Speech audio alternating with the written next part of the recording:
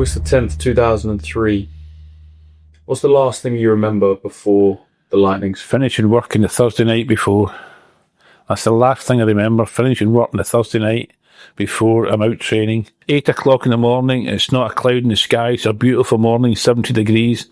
By 8:30 I'm pronounced clinically dead at the scene. It's hit me in the head. You can see the entrance mark in my head where it's hit me there. Can you catch that? Yeah? Yeah, I can. It's hit me in the head. It's travelled down to my chain, blew my crucifix off, but the chain, I'll show you later on what the chain is. I was then so fit, it sent my leg muscles into spasm, and that sent me 15 feet into the air. I then landed face first in the concrete. I was dead before I hit the concrete, you know? You spoke about your friend who saved you. Norman, a physiotherapist. The physio.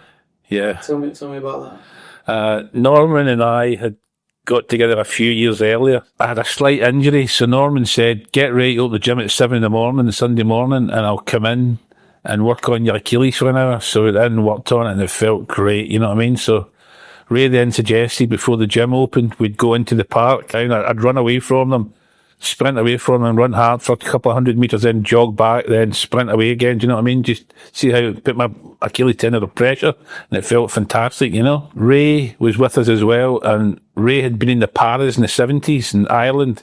He'd heard bombs go off, and everything went white, and there was a boom, and he said he thought a terrorist bomb had gone off. That's reminded him of. So he get blown in his face. Norman get blown in his bum. And Norman then looks up, and there I am 15 feet in the air. Norman being Norman, very straight to the point, says, what's that idiot doing up there? Do you know what I mean, you know? And then it was the sound of my face hitting the concrete from 15 feet. He said it was like a knife going through cabbage, that kind of crack. Do you know what I mean? They went, oh, there's a situation here, you know? So when they got to me, I was dead. Basically, I'm gone. I'm blue. I'm not breathing. Blood just coming out of every orifice from me. Ray ran for help about 2,000 or 3,000 yards away. There was houses, and no one would answer the door because it got into a tremendous big thunderstorm. They kept, let me in. So eventually he got his daughter Jamie's friend's mum and dad's house, and they opened the doors. What is it, Ray? And he just went, he couldn't speak, he just said, lightning, strike! And so the mother had the phone, and she phoned, says, how can you get to such and such address? She said, there's a guy been struck by a bolt of lightning. Now, silly things, and they're not silly things, the list of events that went my way that day are ridiculous. The park gates are never, ever open at that time, as long as I've run there for 20 odd years, never, do you know what I mean? That morning they were open, the ambulance got to drive straight into me, do you know what I mean, you know? But Norman, he had to keep me alive for 20 minutes, and I'm not breathing, so what did he do? He couldn't give me mouth to mouth, because my face was destroyed, it was just jelly, because I broke every bone in my face from the impact, you know? What am I going to do, what can he do? He stood in my chest and broke my ribs. Why would you do that? To get to my solar plexus, to start ramming him as hard as he could. You breathe, yeah. Don't you die in me. And he's ramming as hard as he can. And unbeknown to him, he brought my teeth and the blood out my lungs. And that kept me alive for 20 minutes. Mike Pye, the paramedic, his colleague Chris, when they drove up to me, looked at each other and said, this guy's dead. And Norman screaming, he's just alive. They got to me and they gave me a tracheotomy because I wasn't breathing. So they gave me a tracheotomy, they cut my throat. Unfortunately, they nicked my voice box. So I had to learn to talk again. Just put me in the ambulance, Ray got in with me, and Norman to run back to the gym. It was an eventful day, but I knew nothing about it. How did your family react to it? My parents were having breakfast, and they got a phone call that changed their life. The phone rang, and they were outside having breakfast out the veranda. My dad, broad Glaswegian, do you know what I mean? He said, hello. They said, Mr. Gillespie said, speaking. He said, this is Physically Intensive Care here in Liverpool. My dad went, shut up, put the phone down. Well, hooks away, phone goes again.